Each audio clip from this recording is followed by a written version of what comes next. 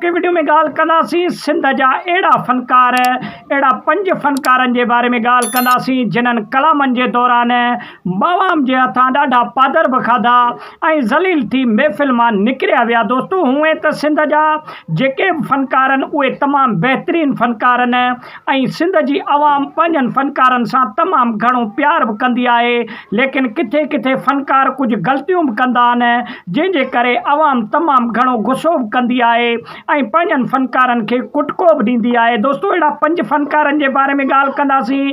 सभ खां पहिरें नंबर ते आहे जेको आहे सो पंहिंजो फ़नकार शमन अली मीराली, जंहिं हिकिड़ो कलाम ॻायो पंहिंजे जेको आहे सो दौर में। उहो कलाम तमामु घणो जेको आहे सो आवाम खे नापसंदि आयो ऐं सोशल मीडिया ते शमन अली मीरालीअ खे तमामु घणो गार गंद बि कयो वियो ऐं बुरो भलो बि चयो वियो। दोस्तों उन खां ॿिए नंबर ते आहे असांजो सिंध जो वॾो फ़नकार ग़ुलाम हुसैन उमराणी, जंहिं पंहिंजनि खोड़ सारनि महफ़िलनि में वीडियो हिकिड़ा वायरल थिया ग़ुलाम हुसैन उमराणी जा, जंहिंजो कलाम बि तव्हां ॿुधो जंहिंमें तमामु घणो आवाम उन खे जेको आहे सो कुटको बि ॾिनो महफ़िल में ऐं उन खां अलावा उन खे तमामु घणो बेइज़्ज़तो बि कयो वियो। पोइ उन खां जेको आहे सो पादरनि खां बची करे वञी ग़ुलाम हुसैन उमराणी एनसी बि कटराई कुझु माण्हुनि जे ख़िलाफ़। ऐं उन खां 3 नंबर ते असांजो फ़नकार आहे मुमताज़ मौलाई, सिंध जो जेको फ़नकार आहे उन ते बि तमामु घणी माण्हुनि हिकु कलाम जेको मां तव्हांखे ॿुधाईंदो थो वञा त इन कलाम ॻाइण जे करे तमामु घणो माण्हुनि में गुस्सो ऐं कावड़ हुयो।